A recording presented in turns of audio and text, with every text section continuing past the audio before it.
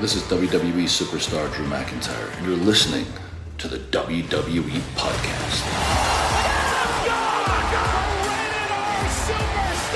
The champ is the one that everybody wants, me. It's going to WrestleMania.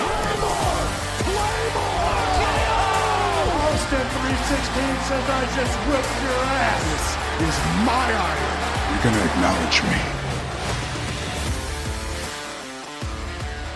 What's going on, everybody? It's time for the WWE Podcast Week in Review. Thank you, everybody, for joining me here on this Sunday night or Monday morning, whenever you're listening to this. I appreciate your patronage and your time, and we're going to get to the wrestling talk in a moment. We're going to get to the my review of SmackDown, and, of course, a little bit of Monday Night Raw rolled in there for good measure. And I want to invite you, if you haven't already, go to patreon.com/WWE Podcast if you want an ad-free experience. Best place to go for that, because we are 2 weeks away from the Elimination Chamber, just 2, and that's the last PLE before WrestleMania. So quite a big gap coming, as I've mentioned in the last few weeks. But let's get into this week, as it was a fairly straightforward week, one that was riddled with qualifying matches, a couple of interesting promos. Charlotte Flair made her selection. I'd encourage you all to listen to Amanda's SmackDown review that she did. Always does a nice job every week. Check hers out. It's in the previous show for this feed. But it is a week that is certainly worth talking about, because we're here and I'm here every week. But it was very much I don't know if I want to say by the numbers, but a week that is progressive but not memorable, if that makes sense, because again, we had a lot of qualifiers. Charlotte made her selection, and let me just talk about that quickly. Charlotte Flair, after the match that Tiffany Stratton had, and she was demolished by Nia Jax and Trish Stratus, we'll talk about that. Charlotte Flair gets in the ring, and she sits down on a chair, and she does her thing, and Tiffy,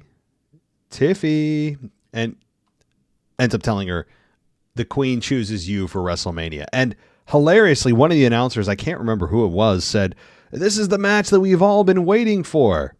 I don't know if that was satire, if it was serious, if it was wish casting, some of each of those, because the answer is no, not really. No one's looking forward to that match, at least from the perspective that we want Charlotte to just win and go about her business. And I'll actually get to in a minute why I actually do think Charlotte should win. Believe it or not, yes, I'm going to make an argument for defending Charlotte in a moment. But I've talked about Charlotte so much in the last couple weeks. She's been a focal point of my shows. And I've, for better or worse, said that, essentially it doesn't matter how much time that passes with Charlotte. She just never feels like she's, the fans are willing to accept her as champion again. In a nutshell, that is what I've said. And it's true. I stand by that. I'm not modifying or amending anything that has to do with that statement. What I will do, though, is add to it. And I will say that, sure, the fans don't want her as champion, but isn't that all the more reason to make her champion? Charlotte Flair,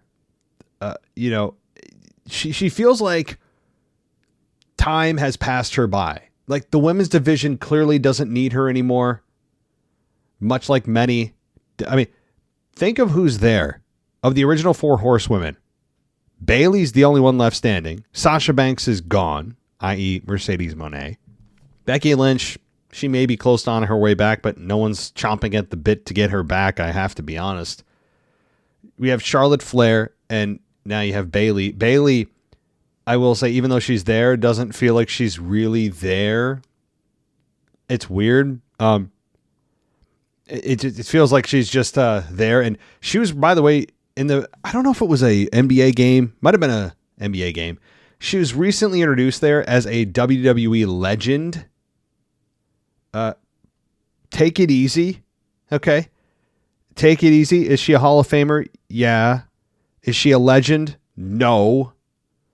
The word legend is being tossed around way too generously. The word legend used to carry a magnificent amount of weight And let me just also be clear that you don't need to be a legend to be in the Hall of Fame. Legend does not mean you're in the Hall of Fame. You can be a Hall of Famer without being a legend. Legend is it's a mythical status. It's a status that you achieve beyond the Hall of Fame or any accolade or trophy or ring that you could wear or hold or touch. Bayley is not that. I'm sorry. So I want to just put that out there. Is she a Hall of Famer? Yes. But can we tone down the legend stuff?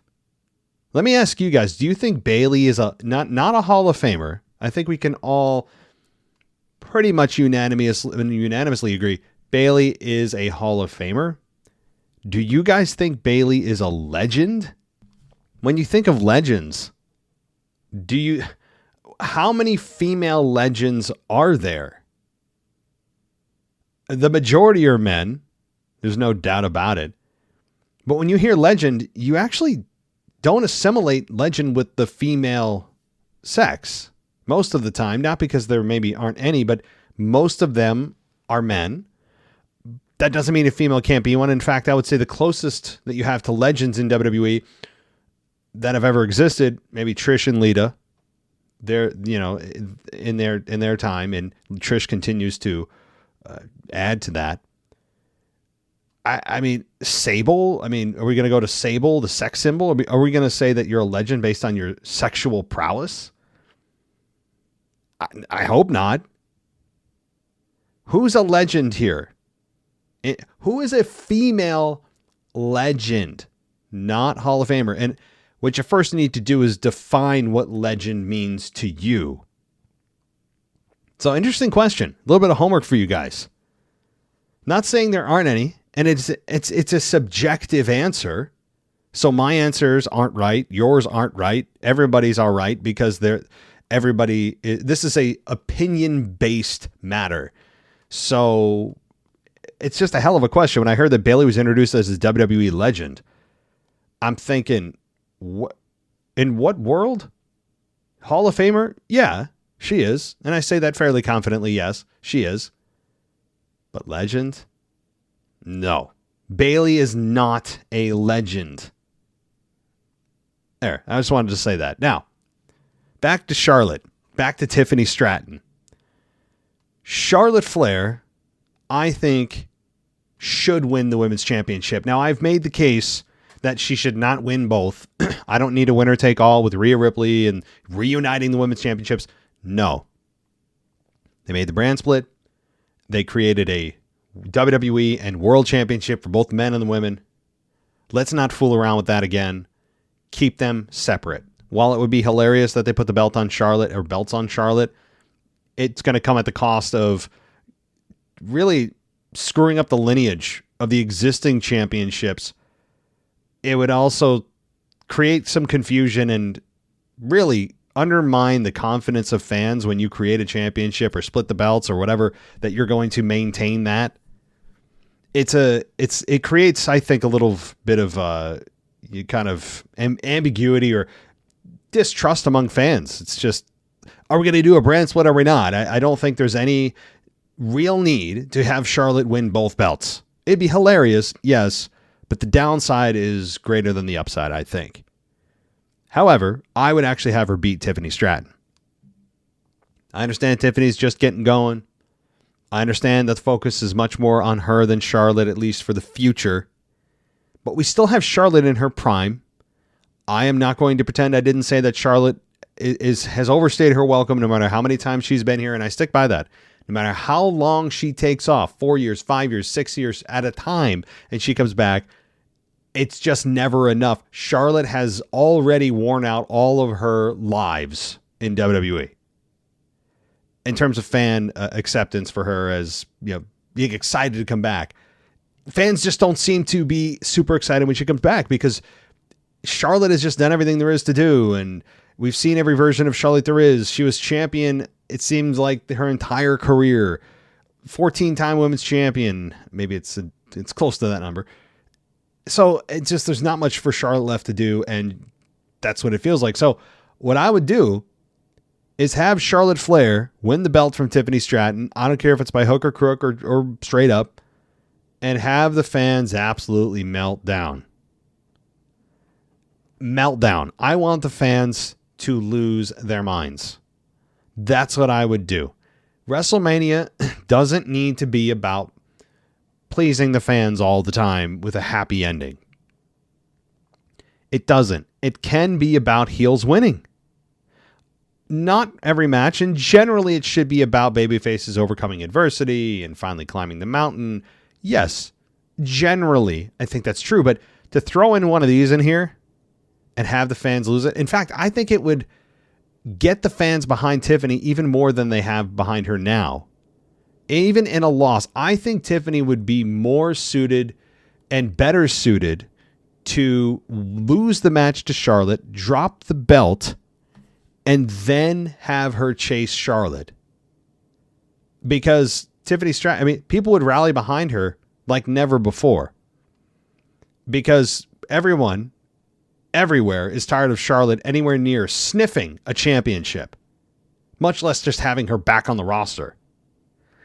So that's what I would do. And that's just my personal opinion, especially the way that she had approached Tiffany and was very egotistical and just kind of condescending, sitting there looking down at Tiffany Stratton when she said that the Queen accepts. And it's just very symbolic of how her character is generally and how her character views others. So, all right.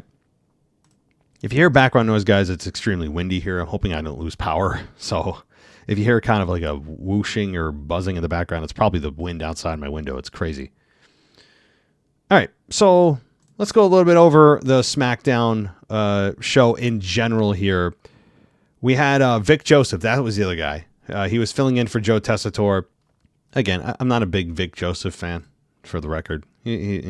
Not interesting. Sorry. He's just kind of there. However, we had Cody Rhodes come out, unbelievably still getting a pretty strong reaction. It's just, it's really inconceivable how fans have just consistently stuck by this guy. I'm really hoping, and the only hope I have for turning him heel at any point in the next even 12 months is if the major cities like Philly, right? I'm counting on you guys, or New York City, Madison Square Garden, Chicago, those kinds of places, even Canada. You guys go to Montreal. I'm counting on you guys to start a movement. That's where usually these things can sometimes start. To turn on Cody. Turn on Mr. Suit and Tie and Pocket Watch. Turn on him. See what he does. Can you imagine? I mean, seriously, I would love to see how he reacts. To see how WWE reacts, and then see if fans start to wake up. Start to sit in their seats at every other event in Columbus, Ohio, or Nashville, Tennessee, wherever in the country, and sit and go, wait a minute, yeah, why are they booing them? Actually, it kind of feels right that we are. In fact, why are we cheering this guy who's been just incredibly boring and unrelatable? I'm sorry, do you wear a suit all the time, every day? Do you wear a pocket watch every day? Do you wear a Rolex every day? Do you have bleach blonde hair? Do you talk just so, and you're very articulate and my vocabulary? Like, does anyone else talk like that? Do you talk like that? No. So guys, I'm pleading with those of you in major cities, the typical, as Jerry the King Lawler used to say, bizarro world places, to start a movement. It can start here on the podcast, and it can manifest in real life. I'm basically spitting into the wind here, but I just don't understand it. Let's continue. So Cody comes out and says that Jay made the call to challenge Gunther for the World Championship, meaning he will defend his championship against the winner of the Elimination Chamber match. And he listed the names of some of those candidates who are in the Elimination Chamber. Logan Paul and Drew McIntyre, CM Punk, John Cena, and Cody said it would not be Solo Sikoa because he's not in a qualifying match. Cody said he doesn't believe in the Samoan spike, that the Samoan spike that Solo hit him with was for him. And Drew comes out, interrupts Cody. McIntyre heads to the ring, and he said that Cody attacked him while he was finishing his business with Sammy. And McIntyre said he didn't want it to be personal, but Cody made it that way. And Cody said he can count on one hand the number of men who have beaten him since he returned to WWE. And Cody said McIntyre is one of those men, and he added that he is not forgotten. Fatu and Tama Tonga come out, and the crowd was, they're behind Fatu. This guy's a star.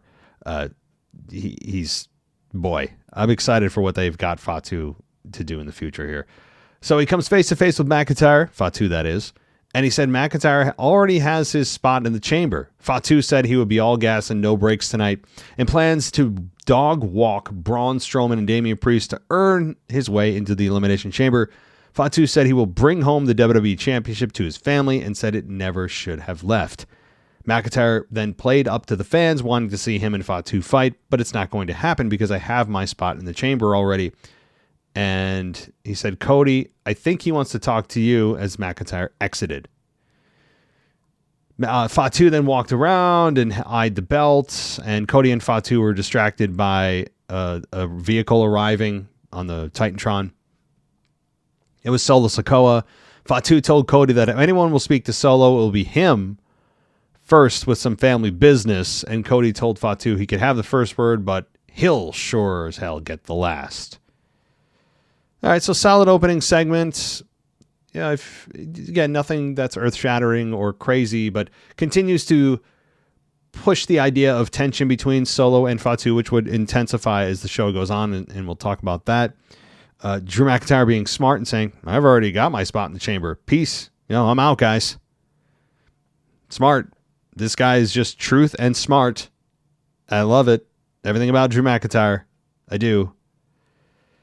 All right, so then we get Women's Tag Team Champions Bianca Belair and Naomi shown backstage. And then Naomi and Belair are in the ring. Barrett interviewed Trish Stratus, who was in the crowd, and asked if she would make an appearance at the Chamber since it's in her hometown. Stratus confirmed that she would be there, and she had to decide whether she would be watching from the seats or a suite. And Women's Champion Chelsea Green then comes out. So we get Chelsea Green with Piper Niven versus Naomi with Bianca Belair in a chamber qualifier. 8.5 minutes with Naomi beating Chelsea Green in 8.5 minutes. And it makes sense given that, we have Chelsea Green already a women's champion. So you don't really want anyone who's already a champion, mid-card belt anyway, to be in that chamber match. You automatically eliminate them from possibility of winning because it's like they're involved in a story that they don't need to be. But this match was good. Chelsea Green losing. Really, what's coming out of this match is the wedgie. I don't understand the wedgie. I saw it. But Naomi giving Chelsea Green the biggest wedgie I've ever seen. I don't understand what the purpose of that was. Just to get the fans' attention, just to rib Chelsea. I'm not sure. But whatever. Maybe it was totally accidental. I doubt it.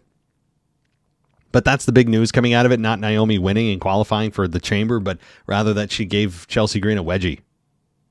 So, alrighty. We then have Sami Zayn airing a video from social media.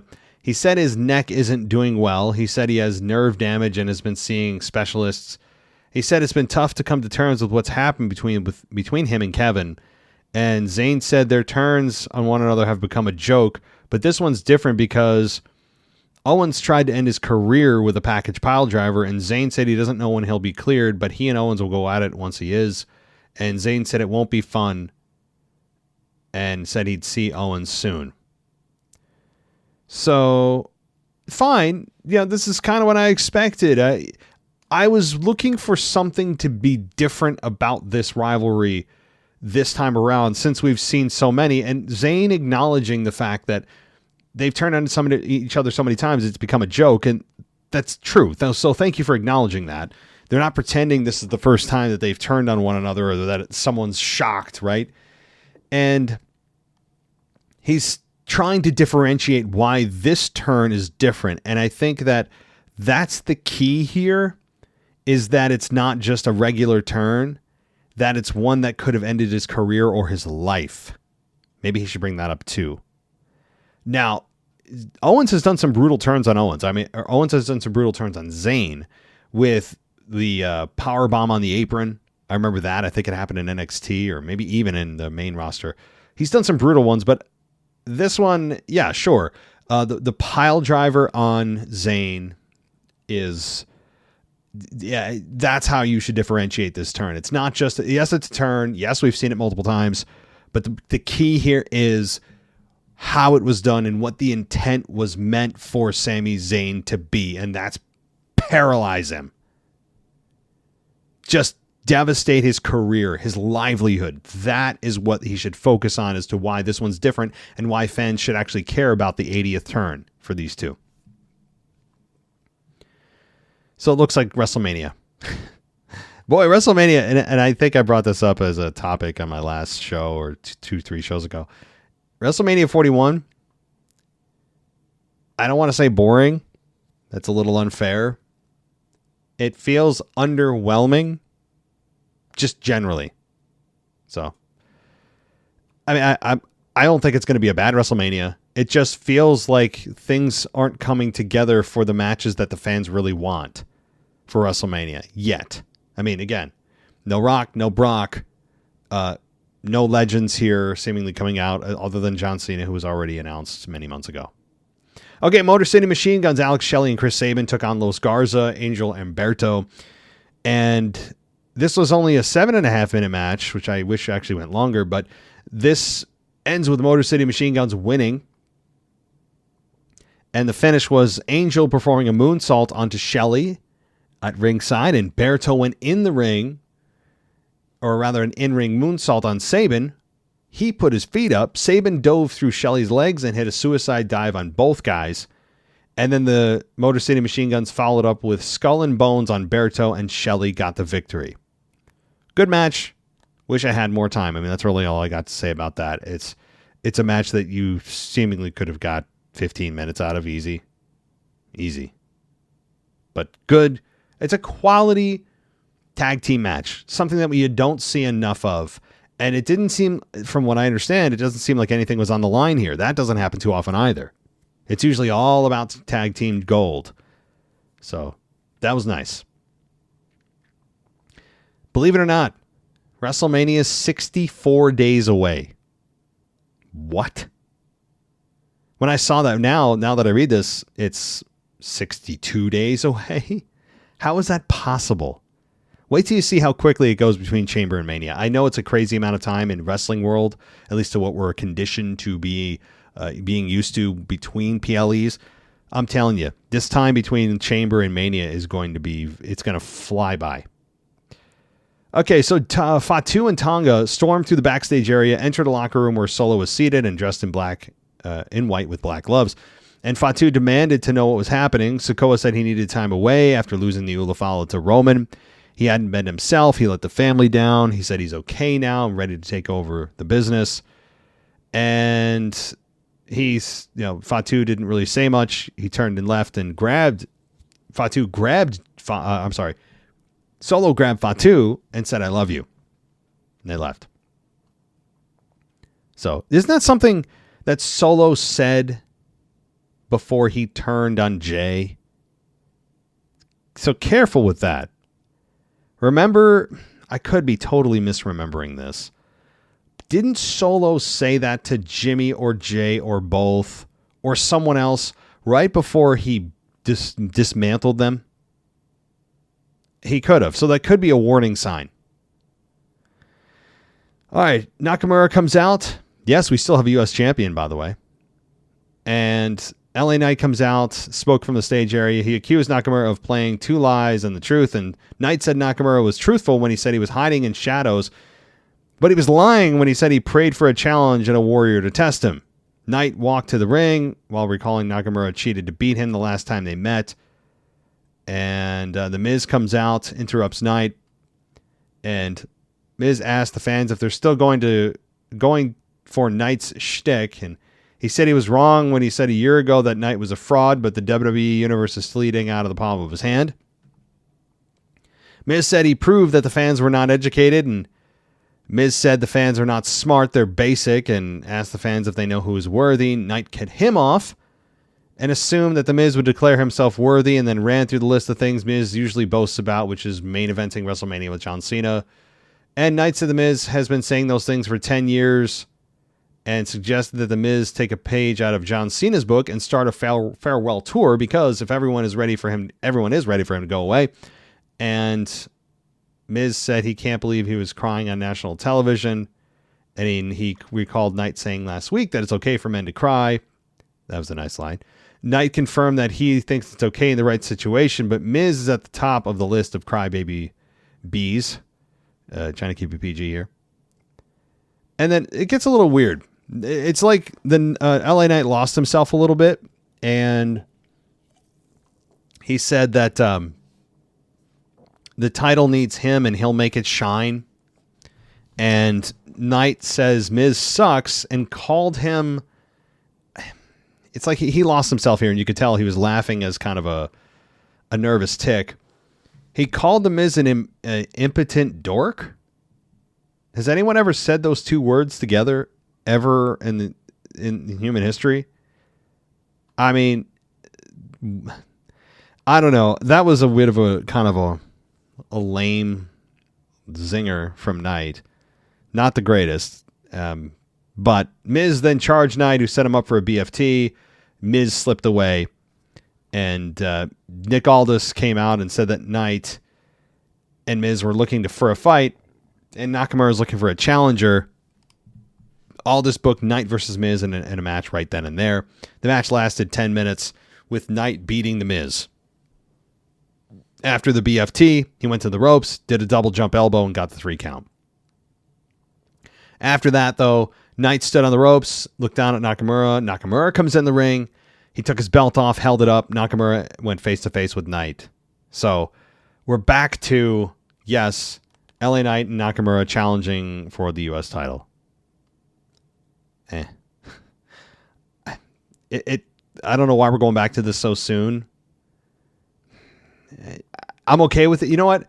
It is a bit weird and kind of flat that they're doing that. However, it's a big positive in that it gives both Knight and, more importantly, Nakamura something to do as champion. So that's a positive. But also sad that that's not just a basic expectancy for the U.S. champion that he has an opponent. All right. We then have Carmelo Hayes and R-Truth. 2 minutes and 20 seconds. Carmelo Hayes beats R-Truth. And then we have, let's see here. So, by the way, the finish here was Hayes hitting nothing but net and get the victory. And then we got the Street Profits video package. Angelo Dawkins said, if anyone should be mad, it's them. He listed other tag teams and said he and Ford would put them in the dirt if they got in their way. And Ford got fired up and said they will get the smoke. Who cares? They need to come up with something else. I've been saying this now for 4+ years. The Street Profits, I don't need to know if anyone wants any kind of smoke. No one wants smoke. Move on. And they've tried this a little bit, it seems like, where they teased heel turns. They were kind of heels with Bobby Lashley in the Pride, and then they weren't, and then they were, and then they weren't on TV for like 8 years, and then they're back. They don't know what the hell to do with them, and they better figure it out, because there's talent there. There's talent there, and I think it's as heels. I don't want them turning on one another. I want them as a heel team right now. Okay, so Kevin Owens was sitting in his car wearing a Bret Hart jacket. He saw Owens in one of his infamous car promos. He recalled Zayn saying he wasn't doing too good, and Owens said he's not doing well because he's been stabbed in the back by 3 men that he would have taken a bullet for. Owens said Zayn doesn't know what real pain is, but he'll show him. And Owens said he and Zayn can go again, and he can't think of a better place than Canada. Owens said he doesn't care if Zayn is cleared or not. He should come find him at Elimination Chamber, and he'll know pain. So I guess we're not going to do this at WrestleMania. It could just be a brawl that happens at Chamber, which is just a preview for WrestleMania, which is my guess. I can't see Zayn or Owens doing really anything else at WrestleMania at this point based on the current storylines. So perhaps the brawl is just a teaser for WrestleMania 41. So yes, Zayn will show up, neck brace. Owens will be there. He'll go for another package pile driver. Maybe he'll succeed and try to break Zayn's neck. Zayn will make it back for WrestleMania. And you're off to the races. So we then have Charlotte Flair come out. I already mentioned this, though. She was a big part of the post-match here with Tiffany and Nia Jax for the Women's Championship, WWE Women's Championship. And the match was crazy long. Crazy long. Even by Women's Championship standards, 17 minutes and 20 seconds with Tiffany Stratton beating Nia Jax by DQ, which kind of is lame because it had LeRae be the reason for the DQ finish after LeRae attacked Tiffany Stratton. And the spinebuster on Jax was good, though. I really enjoyed Stratton putting Jax down with a spinebuster at the finish here. Good stuff. Credit to Nia Jax, who I don't think is getting enough of attention right now, and applause for how much she's improved over the last 12 to 18 months. And then after the match, though, Jax hit the Annihilator on Tiffany Stratton. Trish Stratus shows up, took the chair away from LeRae, and shoved Jax off the ropes. And Stratus then beat down LeRae, and who spun her into the corner just in time for Jax to hit her with a splash, so Stratus is down. And then Charlotte Flair comes out, and as I said, we talked about Tiffy, wake up, Tiffy, can you hear me? And she just made the announcement that she's choosing Tiffany Stratton for WrestleMania. So this is, I enjoyed this. Again, I know that Tiffany Stratton is one that people are behind. She's the babyface here. Charlotte has been champion her since like birth. I understand that. But isn't that all the more reason to get fans pissed off and make her champion again? I would do it. I really would.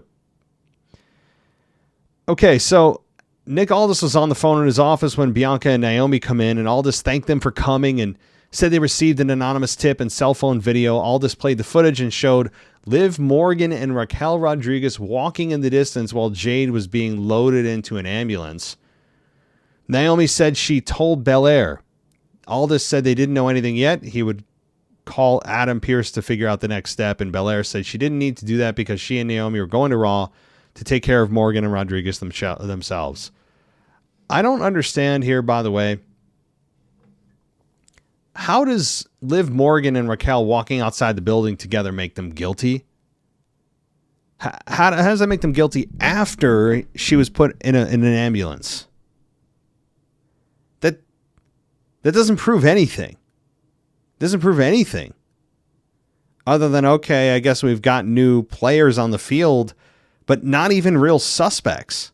If you're looking at this logically, Liv Morgan and Raquel Rodriguez walking in the background tells you nothing other than they were walking in the background, at a spitting distance from where the thing happened, but it doesn't tell you anything. But fine, let's just, I'm just whatever. I'll go with it. A whodunit is always fun. But honestly, I don't really know who even cares about who attacked Jade Cargill at this point. Just no one seems to care. The fans are just like, oh, that's right. Most fans are like, oh, yeah, I forgot about that. They didn't wrap that up. So Tiffany Stratton was interviewed by Byron Saxton. Stratton said it was hard to focus on WrestleMania after what Nia Jax and Candice LeRae did to her. Trish Stratus shows up and made a pitch for them to team up at the Chamber, and a giddy Stratton asked if Trish was saying it will be Tiffy and Trishy time in Toronto, and said, yep, basically. So we get which, by the way, Tiffany Stratton should not be giddy. I don't need Tiffany Stratton bowing at the altar of Trish Stratus. I wouldn't make her the exalted one. Yeah, she's a WWE Hall of Famer. She was part of women's wrestling when women weren't supposed to be good at wrestling and they were still viewed as sex symbols, and that's fine. And she did a good job. And, we all have fond memories of Trish and all that. But why are we all just kneeling at the altar of Trish? Like Tiffany Stratton especially. You're the champion. What are you doing? I don't like that. It should just be we're on equal footing. Fine. Okay.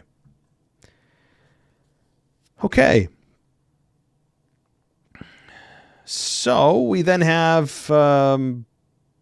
let's see. Oh, okay. This is I haven't really talked much about this here. Damian Priest versus Jacob Fatu versus Braun Strowman in a triple threat Elimination Chamber qualifier. So this match, let me see the time on this. I'm interested to see what it was because it felt long. Okay, it was only 16 minutes. Damian Priest wins. All right. Damian Priest wins. Main event was fun here. I enjoyed this main event. I did. Fatu always shining here, and every match Fatu is in, he's never going to lose right now, and it's meant to make him look good, even if he's going to lose in a triple threat. You can accept the loss because he's not the one taking the fall. We had Braun Strowman there to take the fall from Priest, and the idea though that, and I give Strowman all the credit in the world. But the idea that Damian Priest can one-arm chokeslam Braun Strowman is ridiculous. I mean, yes, chokeslams are 89% of the work done by the person being chokeslammed because they jump. And I give Braun Strowman, again, I give him credit. He didn't do anything wrong. I just would have modified the finish a bit so that it didn't look like Priest with ease lifted up Strowman by his neck with one arm. A little much there, as my voice cracks because I'm going through puberty. I really just, that was a part that I did roll my eyes a bit, but fine. Damian Priest wins. You're not going to have Fatu lose. No chance Strowman's winning. Damian Priest is the logical choice. So, after the match, Cody enters the ring. They both looked at the WrestleMania sign. And then Cody and Priest shook hands, looked back at the sign, and that was it. So, good episode here. Really fun women's match. Longest match of the entire show, actually, believe it or not. That doesn't happen too often. When's the last time a women's match was actually the longest match on the show? I don't even know. I don't know the last time it's happened. All right. Let's quickly run down the Raw results here. We had Liv Morgan and Raquel versus Io and Dakota Kai. And that match ends with Io and Dakota getting the victory. We have Lyra versus Bayley in an Elimination Chamber qualifier, with Bayley beating Lyra in 12 minutes and 15 seconds. Again, I think that's the logical choice because Lyra being the inaugural Women's Intercontinental Champion, you're not going to have her in a position to be in a match where you know that people are just disregarding her instantly because she's the Intercontinental Champion. So I fully expect a multi-woman match for both women's IC and US championships. So, all right. We then have, let's see, AJ Styles and Dominic. That was a fun little segment. We had, let's see here, War Raiders. Eric and Ivar take on Julius Creed and Brutus Creed for the World Tag Team titles. This match ended in 12 minutes with the War Raiders beating the Creed brothers. It was a DQ finish, but it actually made sense with the belt shot. I remember I talked about that on the Raw review, how belt shots I think are underutilized, and I appreciate this finish here. We had Punk come out and he talked about not winning the Rumble, and said he sometimes talks too much. He brought up John Cena and how he'll see him at the Elimination Chamber, and that'll be his path to WrestleMania, is winning that and facing Cody Rhodes. and said he's no longer upset with Cena because he deserves to call his shot, which of course is nonsense. But Logan Paul comes out, him and Paul and Punk have a bit of an interaction there, which was it was fine. I mean, Logan Paul did the best he could to stand up to the silver-tongued devil that is CM Punk. Logan Paul then took on Rey Mysterio in a Chamber qualifier match with him beating Mysterio in 17 minutes. A long match there. Logan Paul beating Mysterio in 17 minutes. So Logan Paul is in the Chamber. And that was the main event. So 4 matches to 6 or 7 on SmackDown. I mean, Raw continues to be the talking, entertainment, video package, backstage segment show. And that's been its identity. I mean, really since SmackDown and Raw have been a thing, a combination show for WWE's main roster. So a fine Raw, a fine SmackDown.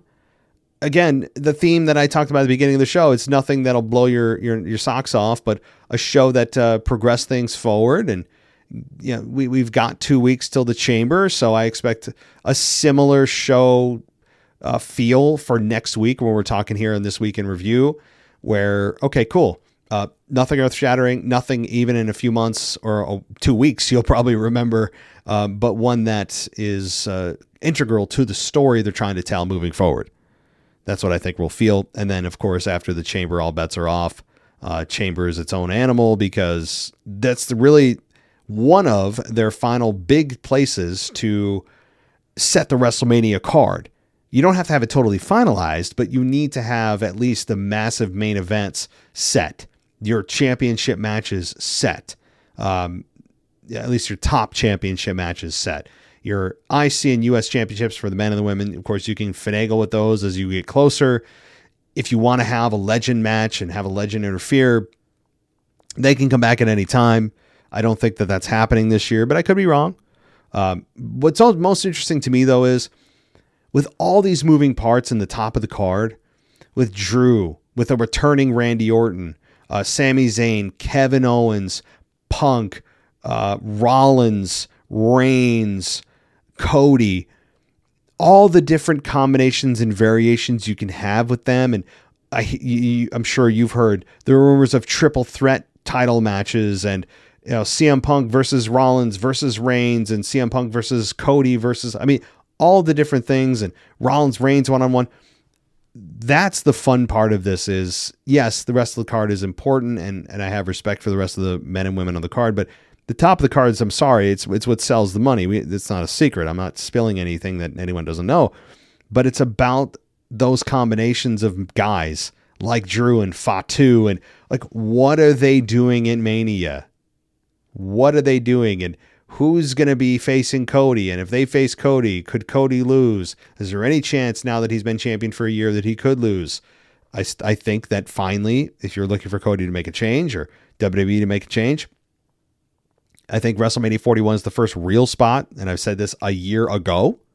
I said after Cody wins at 40, the real spot you can look towards for Cody to maybe lose the belt. The first real time is WrestleMania 41. They're not going to drop it before that.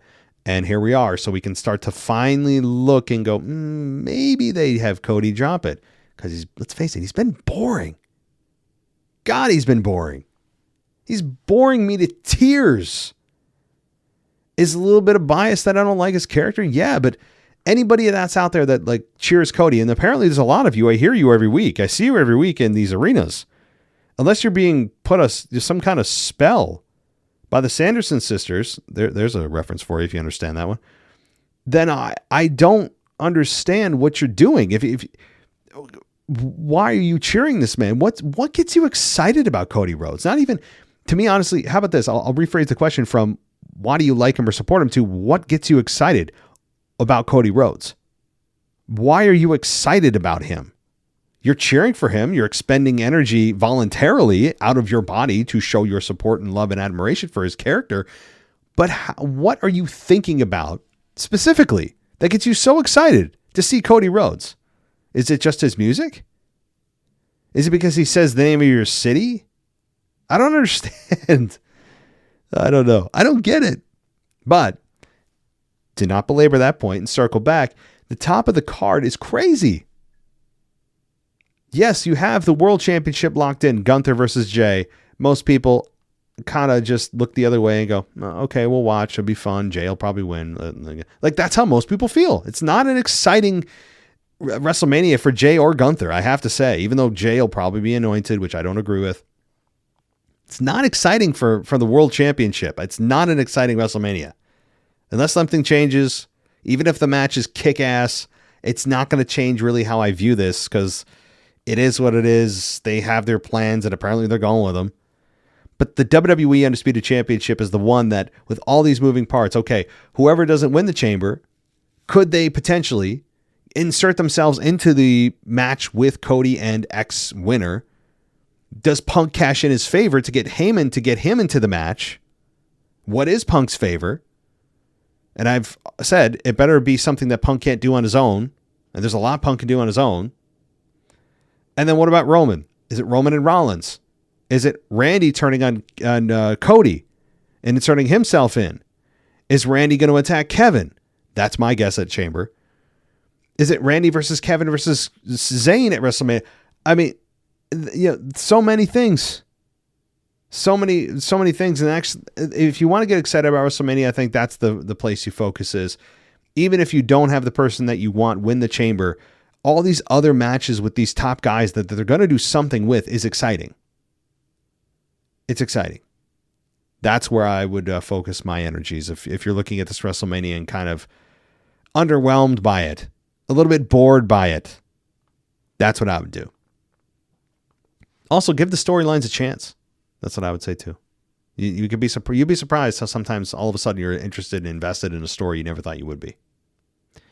So that'll do it for me here on the WWE Podcast on this Sunday night. I hope you all have enjoyed this, and we're back to a regularly scheduled programming. I'm back to work next week. God help me. No one has any sympathy, but I've been away from work for 2 weeks.